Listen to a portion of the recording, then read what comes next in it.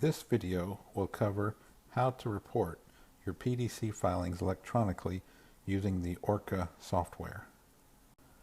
This video will not give detailed instructions on how to download the Orca software, but will initially show how to find that download on the PDC website.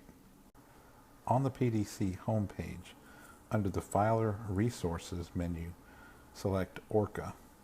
Then select Frequently Asked Questions. Then, on that page, select Open Orca Online Frequently Asked Questions.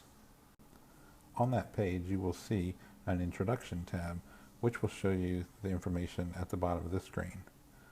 This video is going to cover mainly the last three of the blue circles below: setting up your campaign after you've downloaded the software, and selecting your committee type, and entering information for reporting. If at any time you need technical help, you can send an email to orca@pdc.wa.gov or call 360-753-1111 or 1-877-601-2828. To download the Orca software from the main homepage on the Public Disclosure Commission website, select Orca from the Filer Resources menu, then Orca Downloads, then Windows or Mac if you're using a Mac.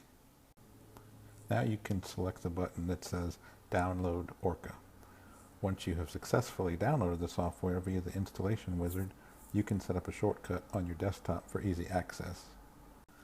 To set up a shortcut on your desktop, simply find the application file, which is under your C drive, Program Files, x86, and in the Orca folder. You will see the blue circle Orca icon with the application next to it. That is the file you can right-click on, then select Send To, then choose Desktop, which will automatically create a shortcut on your desktop. The shortcut on your desktop will look like this: the blue globe with Orca underneath and a small arrow on the bottom left of the globe. Simply double-click on this icon anytime you'd like to bring up the Orca application. Initially, you will need to set up your campaign in Orca. You can do that by clicking on the Setup Wizard button. Then select Candidate Campaign button and click Next. Next, you will enter the candidate's contact information. Once you have filled this out, you can click Next. Next, you'll fill out the candidate's committee information, including the name of the campaign, the date it started, the year of the election, and which position you're running for. Then click Next.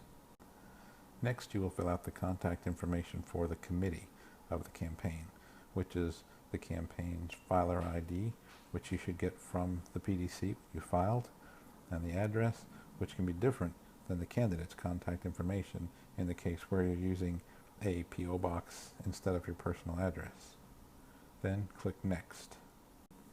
Once you've set up your campaign, you can begin to enter transactions according to the schedule that you are set up on, whether you're doing the full filing every week or you're doing the minimal filing. Either way, when you go to enter information, you would click on the Open Campaign button on the menu. When the campaign box appears, highlight the campaign that you're entering reports for, and then click OK. The name of your campaign should appear in the top left. That way you know which campaign you're entering reports for. You will be entering mainly two types of transactions during your campaign. That is contributions, which is money that's coming in, and expenditures, which is money that's going out. When you're entering the contributions, or the money coming in, you can choose money from a donor, which would be the monetary contribution. You can choose gifts, which are gifts in kind, not cash or money. That's the in-kind contribution. Or money from the candidate yourself, which is the candidate's personal funds. And make sure if you're donating money to yourself, you use this, because the candidate's money will not have the same limits that other donors will have. You can put in as much as you want of your own money.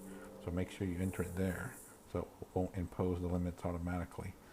Also, there are anonymous contributions that you can enter that field.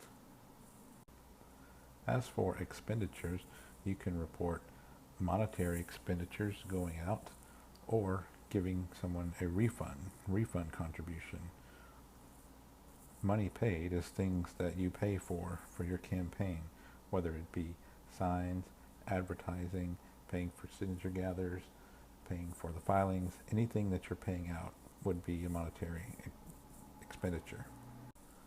Once you've entered some contributions, you can enter a deposit, which is just a record of the contributions that you've entered. You must enter deposits before you can file reports.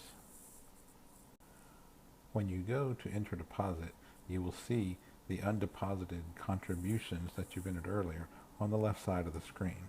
In this example, the contact was Paul Addis, and it was $20 that had been entered. Now you can highlight that row and click the button with the arrow to move it from the left to the right, and you'll see it show up in the deposited items column on the right. Then you click OK to complete that deposit once you've added all your deposits over to the right side. Once you've made your deposits, now you can submit your reports by clicking on Preview Print and Submit Reports under the Reports menu. To file your report, you will click on Validate Report, which will check for any errors. You can also add attachments, which is optional and probably won't be used most of the time. You can also view the report, which is optional.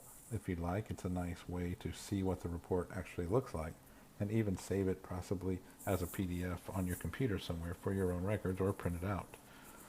Then you will upload your report with the Upload Amend button. And when you do this, it will upload to the PDC. It will ask you for your passwords, which you should have from the PDC, and then it will give you an OK or green light, so to speak, if it worked well and the report was uploaded. You'll also receive an email from the PDC to your email address that you gave them, verifying that the report was received and uploaded. This is for the C3 reports. The C4 report is similarly a summary of the C3 reports.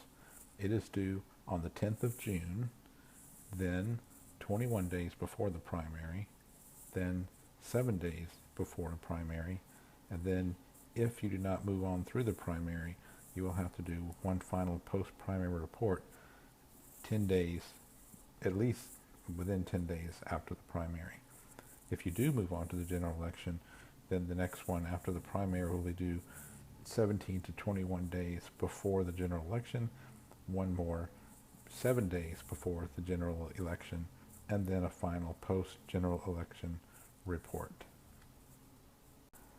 You will also need to indicate whether you won, lost, or were unopposed, or your name was not on the ballot for the primary and general election. If this is your final report of the election season, you would indicate that on the final time you file the C4, either the post-primary or post-general report.